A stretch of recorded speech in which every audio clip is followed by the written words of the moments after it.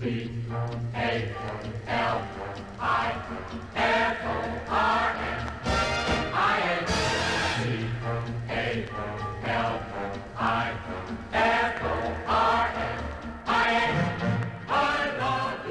to the Free the Bear podcast, a podcast devoted to California independence, where two guys talk about how crappy the government is and how dumb politicians can be, and that there might be another way. So sit back, enjoy, and as always, Free the bear. Grrr. And Forbes is here now, and he knows I always talk about this. I miss candlepin bowling more than anything other than family and friends. This guy will never shut up about candlepin bowling. I got to tell you, this is about the 14th conversation I had in like 2 days. My God, it's incessant. I mean, it's just, I don't know what to say anymore. Again, thank you for joining the program, but my word.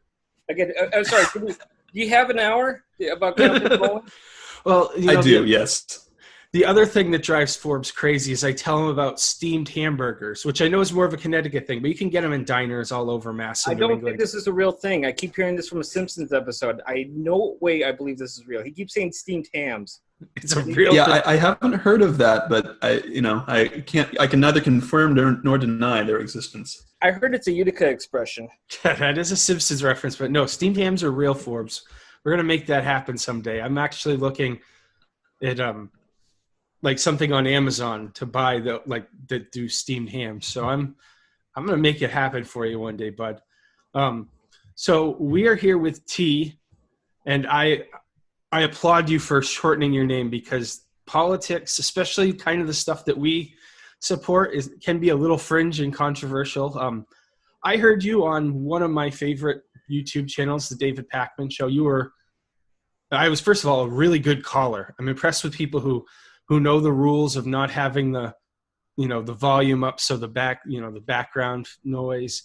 You are articulate, and you kind of have a very similar policy or an idea that we do. I mean, it's different, but clearly Forbes and I and you see the problems in the U.S. in a very similar way.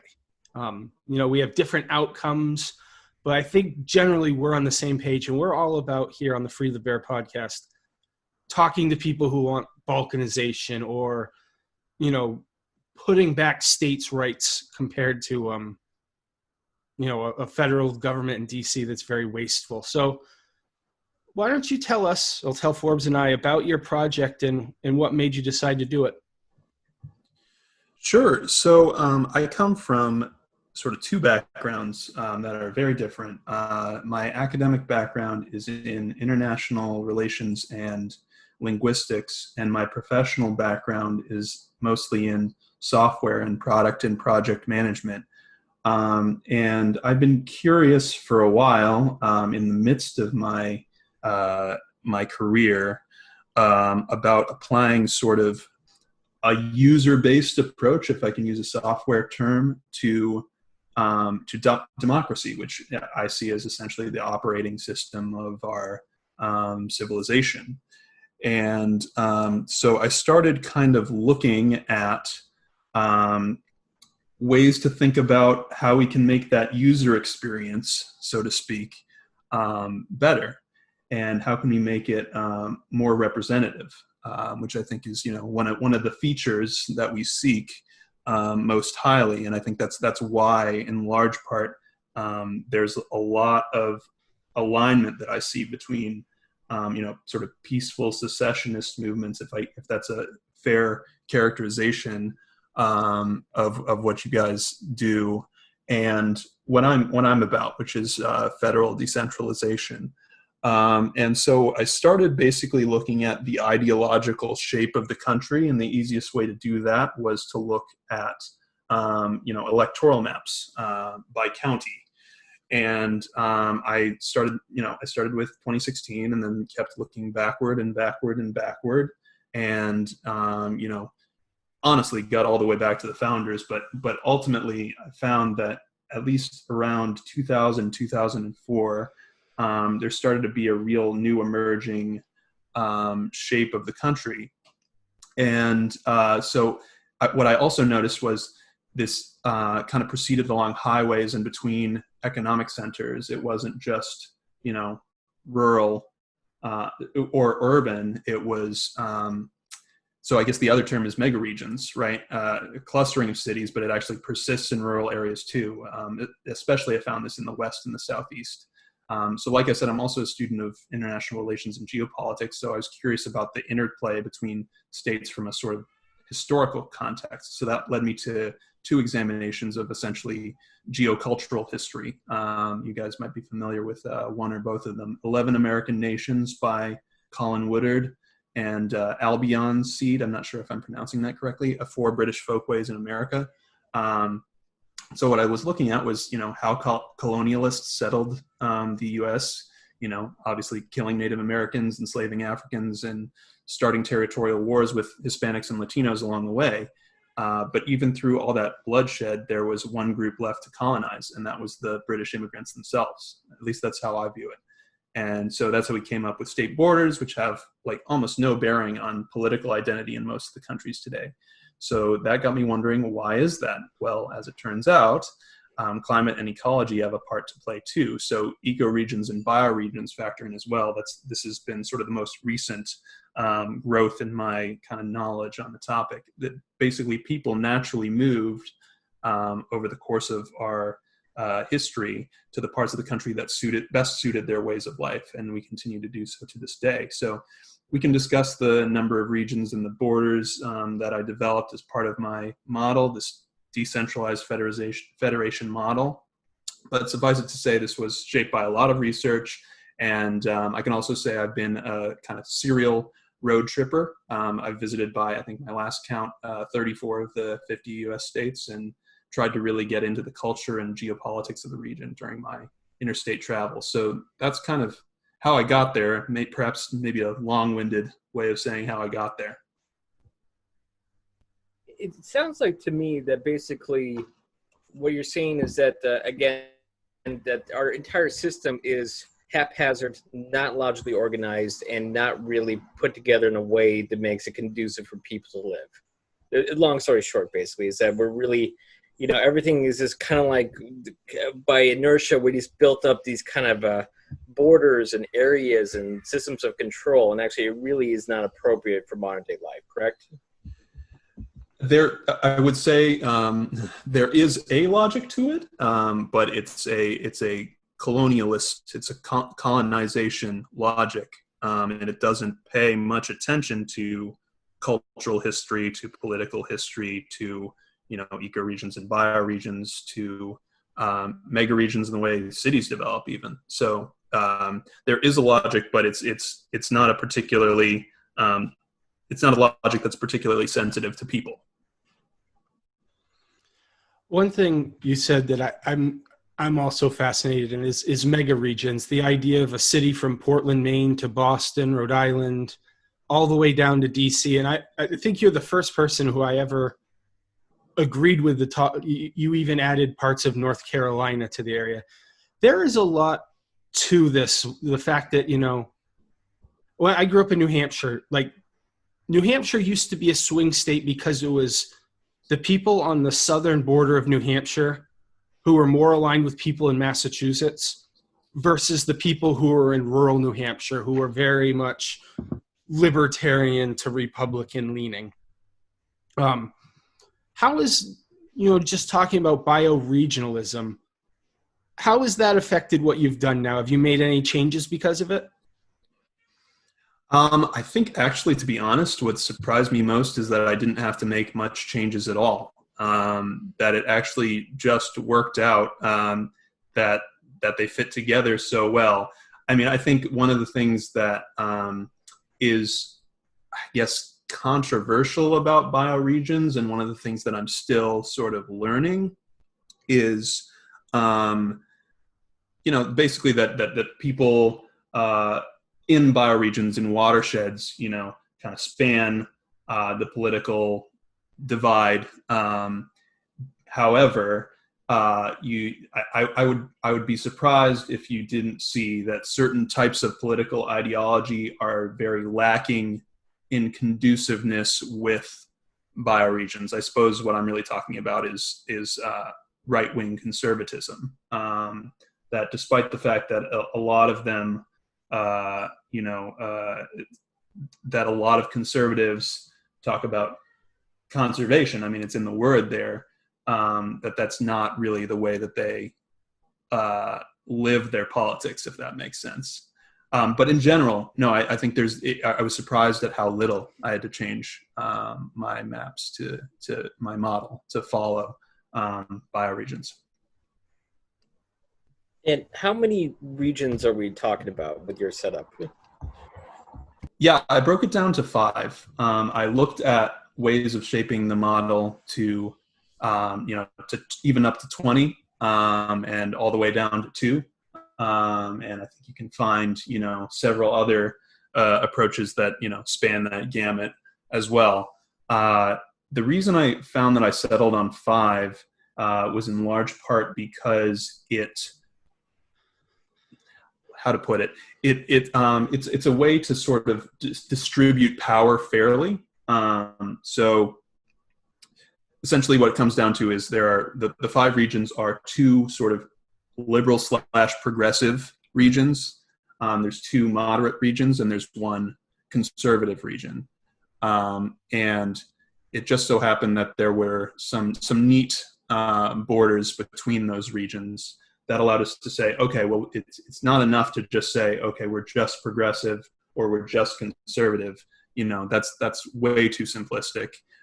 We need to look at, moderates. Moderates are a strong part of our country. The Midwest was settled by Quakers largely, and they have sort of, if I can speak generally and from my academic research on this, they have a pluralistic approach culturally, but sort of more of a moderate approach, I guess, civilizationally, in the sense that they see that there's more religiosity, for example, in the Midwest.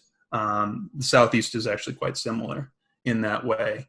And yeah, I mean, I honestly, I could go on and on. I'm not even sure if I fully addressed your question, but, I found that 5 seemed logical by the way it kind of worked out through these examination of these sort of 4 different academic disciplines. So if I'm understanding this right, basically it's just that these regions are not so much as even regions, it's almost like kind of like miniature countries, basically. That's like the whole point of this project, is that there needs to be something above the state level but still below the union federal level, basically.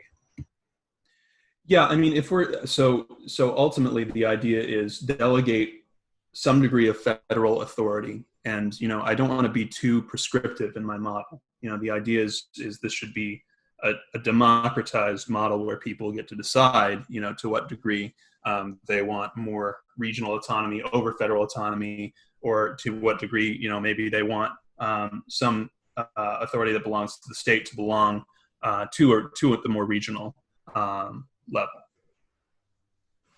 One thing I do like about this idea is, compared to a lot of the Republican approach of states' rights, where you have 50 states, where, there's a balance between innovation at the state level and the fact that when you're putting money in a pot in a federal level, you're getting more bang for your buck, because in theory, the more money you have pooled, the cheaper things are.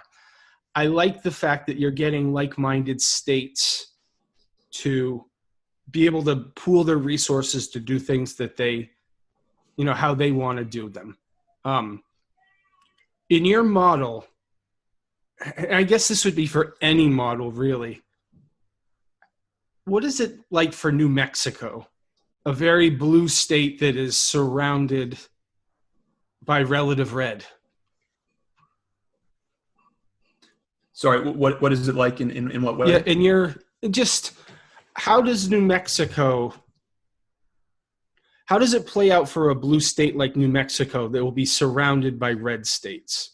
Like, do you see a dynamic or a struggle with something like that? Even, And your map, I know you said, and it makes sense, we can discuss, how the map is set up, but I'm just looking at like the one example I can really think of New Mexico that is surrounded by red states, even though it's a very blue state. Sure. So, I mean, I think one obvious partner that New Mexico has regionally is Colorado, which is has historically, at least in recent political history, been kind of a neoliberal state, I'd say, and you can see that in the nomination of John Hickenlooper for the Senate race there over progressive Andrew Romanoff. So there is a regional connection there. Okay. Along what we call the Front Range. But, generally, I guess what I'd say is a lot of the problem that I'm trying to solve is that state boundaries don't really match our ideological leanings as a whole. If you proceed along the Rocky Mountains, from, I don't know, let's say Breckenridge, south all the way to let's say Albuquerque, you're passing through a lot of rural land. You're passing through some cities, but all of those places kind of have an affinity, and that is an affinity that has grown naturally over time through the expansion of settlements in Denver. And through, sort of I can put it this way, as I'm from Colorado, kind of the ski bum culture, if I can be so bold as to put it that way. You can see a kind of building of a regional partnership there. But largely, I mean, so you name any other state, right? You name Utah, Kansas, Oklahoma, Texas, and to a large extent Arizona. Yeah, I mean they are sort of a bit alone, and so ultimately from there it breaks down to sort of coalition building between cities. So Tucson is actually a quite liberal, relatively speaking, area. Phoenix is moderate, but it's trending more in the direction of liberalism. Flagstaff, the Grand Canyon, is also pretty much a liberal stronghold. So you can see how this patchwork sort of emerges, and that's what surprised me the most in the creation of this whole thing was, it kind of showed itself if you just look at these things that I've talked about, mega regions, political history, cultural history. It's all kind of there, and a lot of this was based in just looking at map data, but that's kind of how I got there. Now, would this be something where, I mean, it's already, if this was to be put in place, let's say again, like everything worked out the way you want to, people have agreed upon these new boundaries, how would this look different constitutionally? For example, like, okay, you've added in a layer of like regional governments. Would there be any longer like a presidency in the old sense? I mean, what would be the role of the federal government at a certain point? Would there be, for example, like Switzerland, their head of state is the federal council. I think it's about like 7 members pretty much. Would that be something you're envisioning, or have you gone not that far in that kind of thought process? Yeah, so Switzerland is actually a great example. So their federal council is essentially I think you're right. I think it's a 7-member presidency, effectively. That's departmental. So the major difference is that this would be a regional presidential council. Is the way that I've been looking at it thus far. I've had some good conversations with folks on social media. New followers to my model, and yeah, a lot of them say, you got to figure out, how does this government work? And that's the one that settles most readily for me is a 5-member presidential council that's regional as opposed to the Switzerland model that's more departmental. But again, I really try not to be prescriptive in this model because I want to build a big tent with this idea. I want to bring in people that have different conceptions of how this would work. But the important idea, as I'll probably come back to it numerous times throughout a conversation, is representation. How do we make this more representative for the people that live there? Yeah, that's a good point. Now, I'm assuming with the map that you see Washington, Oregon, and California being pretty much a large part of one region. Is that correct? Yes. Basically, the western coast of those parts. I've included sort of a little bit of a patchwork between, I guess, what would it be? Seattle, Yakima, Spokane, and across sort of a thin strip of Idaho land to kind of the bigger cities, relatively speaking, of Missoula, Bozeman, and Helena, Montana. In the north. That's interesting. Let's see what else I was going to ask you. Yeah, I think you're doing the right thing. When we talk at the California National Party, we often talk about building the coalition where we don't have to have all the answers, where we want to have just a large framework and why we're doing it.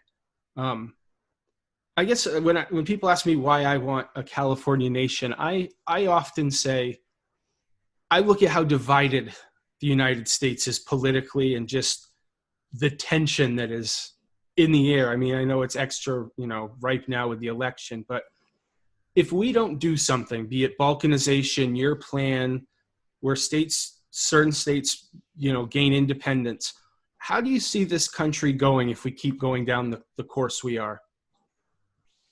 Yeah, so I mean, I think that's key. Is not to be hyperbolic, but I see civil war in our future if we don't find a way to cooperate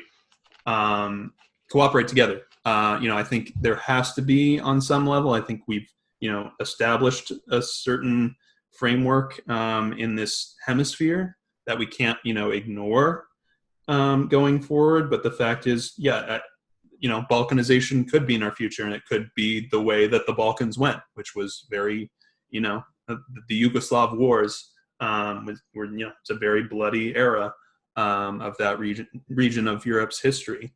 And like I say, I'm a student of international relations and geopolitics, and I've studied a lot of conflicts, mostly in Africa and the Middle East.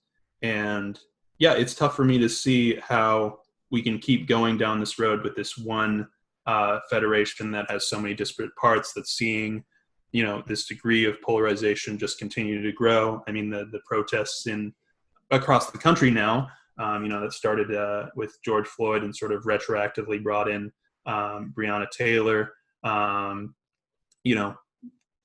Things are beginning to catch a light, and it's difficult to see how we put a stop to them without really addressing our own constitutional framework and finding a way forward that allows these sort of disparate political identities to coexist. And so, yeah, I think, frankly, civil war is in our future if we don't figure it out. Would you say that, I mean, I'm not trying to put words in your mouth, but would you say Trying. Shut up, you candlepin bowling, whatever that is. I was just gonna ask, you kind of said earlier that when it came to with the regions, and you kind of thought that, again, people kind of would group up on that to a certain extent, but that right-wing conservatives, even though they have conserve in the name, they're not really for any kind of changes. Do you think that's, again, the biggest problem, is that we do have a lot of solutions on the table, but the conservative right pretty much just wants to kind of plug their ears at this moment? Or do you think that there's some other systemic problem which makes it that it's really hard to reform, besides just the fact the Constitution itself is built not to be easily reformed anyway? But what kind of issues, or what I should say, what are the speed bumps towards any kinds of changes, or not even speed bumps, full-blown obstacles? Yeah, so I think one of the trickiest parts of my work in developing this idea was trying to really empathize with people with strongly different political leanings to myself. You know, and this research has kind of helped me do that in large part because I've seen, the four British folkways, people coming from the back country, the Scottish Highlands, and settling in, parts of what we call Appalachia today. They come from sort of a different, just a different cultural identity, a different way of approaching politics. And I think we can't afford to, it's not fair, frankly, but we really can't afford to ignore that conservatism will persist in our country. And so we have to find a way to say, okay, there's a lot that we disagree on. Is there a way that we can shift the distribution of power such that you can maintain your way of life and we can maintain ours? And that's kind of how I settled on this idea. Instead of saying, not to sort of put too fine a point on it, but instead of saying, we're just going to break off and do our own thing, is there a way that we can take this federation that we have and say, okay, let's distribute this into 5 parts, and this part, goes its way, and this part goes that way, and that way we can sort of diffuse this what I view as this coming conflict, not to put too apocalyptic a spin on it.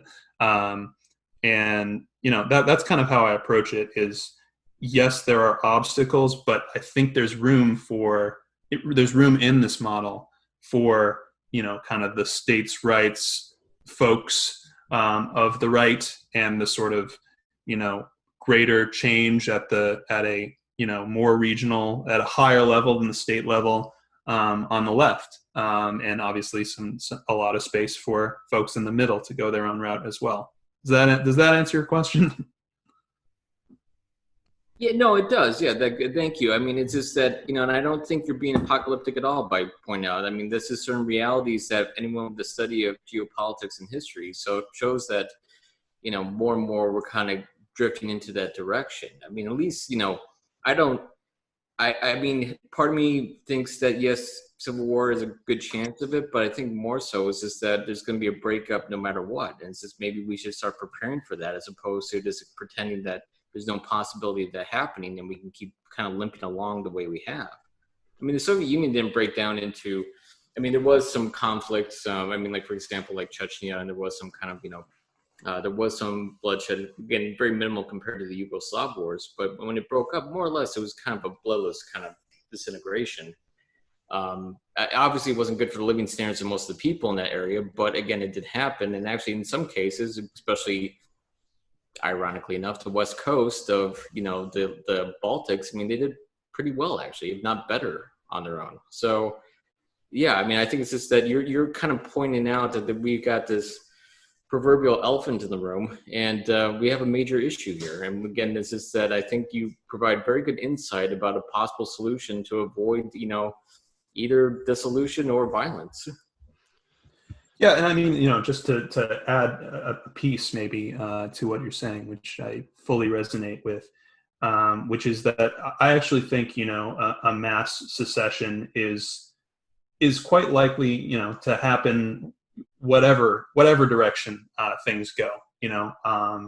And I think one of the things that concerns me the most is, and I think we've seen this with this federal response to these protests with literal secret police dropping into Portland and Seattle and under one pretense, and then Chicago and Albuquerque under a different pretense, and more. I'd worried about the degree to which any federal government, whether it's led by the Democratic Party or the Republican Party, would seek to shut down any attempt to secession and would not hesitate to do so violently. And so that's kind of why I guess one way of thinking of my model is it's a way to sort of get us down the road to further autonomy as a way of diffusing some of this potential conflict that could be coming.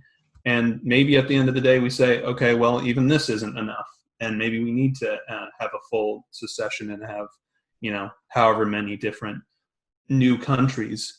I'm concerned about. I'm largely concerned, I think, about the interim, about bloodshed, and about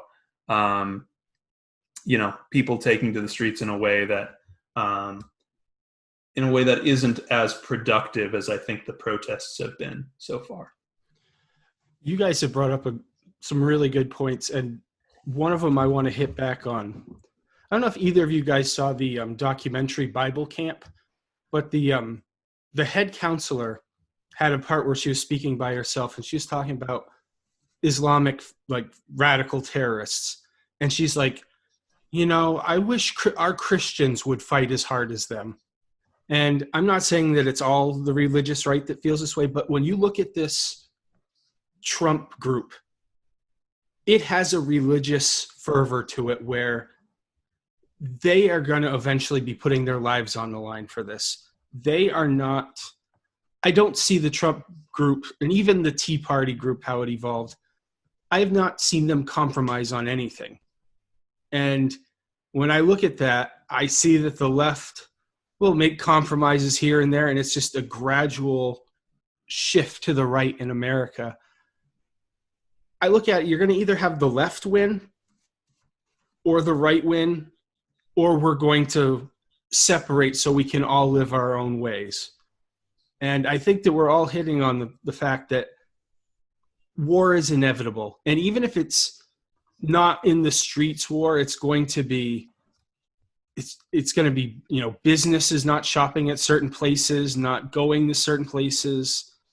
There's going to be violence too. Who am I kidding? I'm just hoping that it's not, militias in the street shooting at Antifa people, which is kind of what I see happening. Right. Well, I mean, just to go slightly different direction with it. I mean, let's not forget the suffering that's taking place now. What was it? I guess it was last week. Some 30 million people were "quote unquote" food insecure as a result of the coronavirus pandemic and the recession that we are in. If we aren't necessarily on our way there, sometimes it's a quieter suffering, but that's another thing that we need to that I think we're trying to address in this sort of push for greater autonomy. Is can we at least create a system where we can solve some of the suffering? So even if it's not going to be civil war, maybe we can address the people that are, just dying other ways, if that makes sense. Yeah. Well, and on that too, people use California as a punching bag. Republicans hate Californians. Where I see it on TV and just talking to people, like when I go back to New England, if I go to some rural New Hampshire where my family is, oh, how's California? I remember Marco Rubio in the debates making a joke about California, not having any water. And I'll be honest too, I as a Californian snicker when I see Alabama and Mississippi test scores for their kids, or, I see Florida being incredibly stupid and having things happen. I'll be honest, there's a level of dislike I feel towards a lot of the red states. Our founder, Theo Slater, said this, and it just makes so much sense. I think it's really what we're all talking about here. Even though our solutions are different, we're on the same page that we need to separate where we can have a happy divorce. It's the roommate that we didn't like that moves out, but we can still be friends afterwards, and we can still have each other's backs. But just being able, as a Californian, to focus a Californians' resources in California is a lot easier to do than give resources to a state that I feel, and as Forbes has said many times, I think Theo has too, run basically apartheid-like states in the South. is tough for me as a Californian to give benefits to states and to help out states that are against the gay community. It's difficult, and I think both of our solutions really tackle that issue. So it's been exciting talking to you about this stuff. Thank you. And yeah, I mean, just to touch on the Southeast a bit, I mean, I think you're absolutely right when you say, apartheid is alive and well. There, when state borders basically make it that there's almost no representation for anyone other than a right-wing Republican, effectively, at the federal level. There are huge swaths of that. I mean, essentially, if you look at my map, and again, my project is very visual, if you look at that, what you'll see is basically the borders map quite closely to the Underground Railroad. And, basically people fleeing to try and escape bondage. And one of the things that I think is powerful about really just any movement for more autonomy at the sub-federal level is we're recognizing, these historical artifacts in our geography. That the Trail of Tears, frankly, also runs through the borders that I've developed for what I call a new Southeast. I mean, we can't forget. I think, when we seek more autonomy, when we seek more government for these, sub-federal entities, we have to look to our history. It's all there, and it's written in our geography, and so I don't know. That's about where I land on that stuff. Do you think, I mean, the solution you're presenting is that you're putting out more power than a state, but obviously less than the federal government. Now, how far does this go? Because, I mean, again, part of me being someone who believes in California independence, I kind of feel almost, how do you put it, pessimistic. That's the reason why I'm for independence in a way. I'm optimistic and pessimistic. I'm optimistic that California can do so much better on its own. I'm pessimistic that there's no way the union can be maintained in its present form because there's going to be certain pressures from right-wing groups that basically degrade parts of society and living standards. Now, if we go with your plan, if we are going to give more of this kind of like, again, sub-federal, above the state level kind of power to, again, these apartheid states, how far along can they go with this? Because, I mean, we do have, civil rights things on the books. However, of course, they close voting stations left and right. We do have Roe versus Wade on the books, but again, they're doing anything possible to shut down abortion clinics and things like that, Planned Parenthood. Are you basically saying that, again, if with this system, are we basically kind of surrendering some of those things in a way because of the fact that we really can only control so much? And so if they have more power to do that kind of stuff, is that just basically this acknowledgement of political reality as opposed to ideals of what we want in the country? Let me see if I'm following where you're going with this. I mean, I think part of the struggle is the notion that with my model and with models like mine, that we might be leaving some folks behind. So if you look at my map, like I say, it's a very visual project. The yellow region is the most conservative region, and you will likely see, I imagine, some short-term suffering for those populations. But I think that the aim here in regionalizing our government is also to leave room for new political identities and new political power to emerge through robust third parties. And I would expect that there would be large parts of that, of that part of the country that would say, okay, I'm all right with this sort of more, states' rights oriented approach, even, pro Second Amendment, what have you. I'm not all right with you saying, a woman shouldn't have control over her body. I'm not all right with you saying, that trans women aren't women, and so what I expect, and perhaps this is maybe the most optimistic, maybe hopelessly optimistic part of my idea, is that when you say, these national borders are no longer the only borders that matter, you're giving room for people to say, okay, well, I'd like to reclaim this part of the country for some other political identity than just Democratic or Republican. So maybe that gets to what you're saying. Maybe not. I'm not sure. I think with both of our situations, there has to be a policy in place where we make it easy for people who want out to get out, and people who want to come into our state can come in. I think, first of all, it's good economics when people leave a state to move to another state. So I could see the opportunity, actually, of, hey, you know what, you're an 18-year-old, you're very progressive, you're an atheist, and you're living in Alabama, and you want to get out. I would want an arrangement where, a person in California who doesn't want it to go super progressive can switch housing with a person in Alabama. There has to be somewhat of a market, / of a government solution to that, because, as I said before, the pro-life people are not going to budge.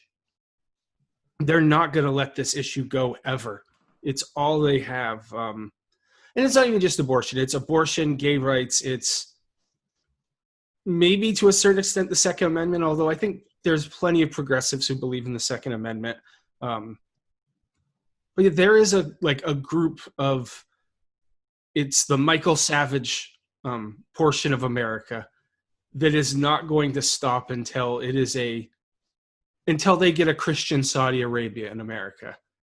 And I almost just think, let them transition, let them have it, let them see what happens when no other country will trade with them, when they just don't have the money or resources that we get through solid trade and sound economic policy. But who knows? Both of our projects are, at least I'll say, forward thinking, and we're looking at a real problem that not many people want to address, the divisiveness of this country and the people. If people want to find out more information about UT and what you're doing, where can they go? Yeah, so there's two spots. So the first is the Decent Fed Project. I'm on Twitter at Decent Fed Project. Decent Fed PROJ, and Instagram under the same handle, Decent Fed PROJ. I also just, as of this morning, have 2 episodes up. The first 2 episodes of my podcast with my friend Jay, Off the Record with T&J. We're also on Twitter at Decent as F. Which is sort of a branding exercise that we're trying to establish a sort of grassroots brand of being decent, and that decent doesn't necessarily have to mean being polite so much as it is about finding solutions that are suitable, that are fitting for people. So Decent Fed Project and Decent as F with the podcast Off the Record with T&J. Best place to find me. Is that podcast found on YouTube, or where can we find it? Yeah, so right now we're on Spotify. It's difficult to find us through indexing because we just launched. It takes a while for the indexing of the podcast to populate. But if you literally just search Off the Record with T&J on Google, we're the first search result through Buzzsprout, the hosting service that we use. Excellent. And I'll tell you, the marketing is important. You're talking to 2 people who host the Free the Bear podcast. So we totally get the marketing and the grassroots. That's when you don't have the money, you have to be creative. So best of luck to you. I mean, we are absolutely, we're allies. I look, obviously our approach is different in the end, but we're seeing the same problem. And anyone who sees the same problem as I do, I can work with. So I'm wishing you all the best. And if there's anything you need from us, I think I speak on behalf of Forbes for this. Do not be shy to ask. I'll give him this one time. Bill, this time you got to go ahead. I think it's a great project, by the way, and I think we're getting like what Bill was saying is we're much closer than it might seem. I mean, I think it's just that, even with the California independence, we would have some kind of, not union obviously, but some kind of structure. And I think, again, we're all kind of the same wavelength, maybe just a difference of spectrum. And, on that note, so we're even different than CalExit. Our platform is, I think we're looking 20 to 30 years and a real peaceful and gradual independence. And I think looking at what you're looking at, it's a reasonable approach to the divisiveness and all of us just want to avoid civil war. And I think that's a very realistic and something that more people should be looking into, because, oh boy, election night is going to be a good night to sit in and have your Jiffy Pop. Or if it's going to be a humdinger, yeah. Forbes, check this out. Or if you are tea, he could have a fluffernutter sandwich, which is a regional New England dish. I don't know if you've ever had it, Forbes, but it's great. I've heard of it from The Sopranos. I just remember one episode that the character Christopher goes to go see his mom because he just shot a guy in the face, and then he asked her for a fluffernutter. And I had to look that up because I was like, what the hell? And it actually sounds kind of good. Marshmallow and peanut butter, right? Is that basically? Yeah, that is the state sandwich of Massachusetts. Interestingly enough, too, Forbes, Toll House cookie is the state cookie of Massachusetts, and Fig Newton is the state fruited cake, I believe. Well, they can go to hell now. Fair enough. All right, T. Great talking to you, and enjoy some candlepin bowling and some clam chowder on me. Do it for me. There you go. Sounds great.